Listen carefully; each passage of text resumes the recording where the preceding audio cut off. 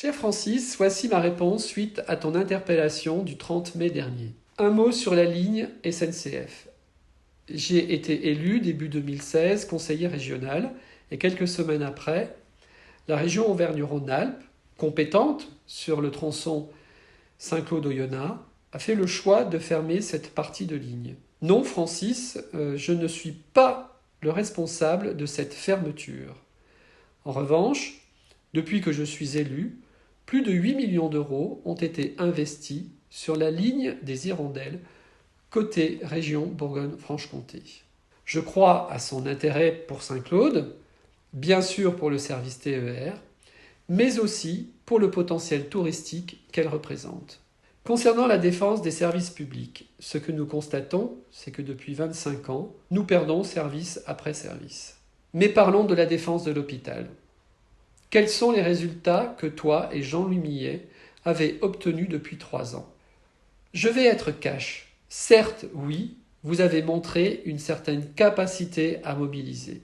Je le reconnais bien volontiers. Mais pour le reste, de l'agitation qui dure et qui ne débouche sur rien. 3 ans d'insultes contre tous ceux qui ne partagent pas votre point de vue. De la manipulation, de la désinformation, du mensonge, de la défiance vis-à-vis des médecins. Et aucun résultat. Pire, des Saint-Claudiens et des Haut-Jurassiens qui pensent que l'hôpital va ou est déjà fermé et ne savent plus qu'ils peuvent y être bien soignés. Mes colistiers et moi-même avons la ferme intention de mener un autre combat, qui ne se trompe ni de cible et surtout qui ne souffre d'aucune manipulation électoraliste. Cap Hôpital Louis Jaillon 2022, présenté par ma ville de Main, est le seul projet réaliste proposé aux électeurs. Sur le reste des services publics, la stratégie qui consiste à attendre qu'ils ferment pour les défendre est une erreur. J'ai parfaitement conscience qu'il faut agir tous les jours pour maintenir notre niveau de service public. Seule l'anticipation et l'adaptation des services me semblent être la meilleure façon de faire. Saint-Claude est une sous-préfecture, et c'est une chance, mais elle n'est pas exploitée. Alors tu le sais parfaitement, Francis, la liste que je conduis n'est pas une liste macroniste. Elle est le fruit de la volonté des habitants de la ville, des communes rattachées, personnes de gauche comme de droite, ou sans appartenance politique, à dépasser les clivages pour mettre au centre de notre démarche l'intelligence de chacun autour d'un projet qui redonne de la vitalité à Saint-Claude.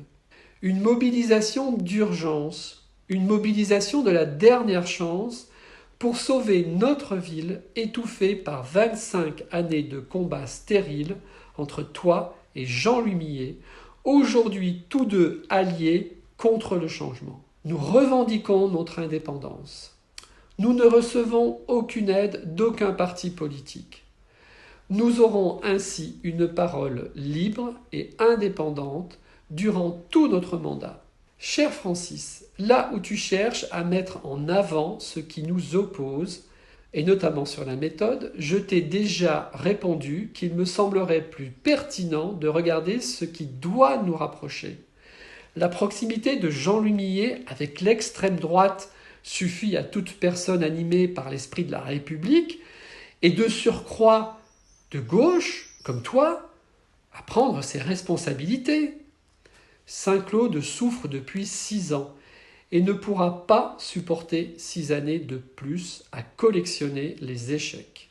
Le choix que tu fais de maintenir ta candidature au second tour est perçu comme une alliance avec Jean-Louis Millet pour favoriser sa réélection.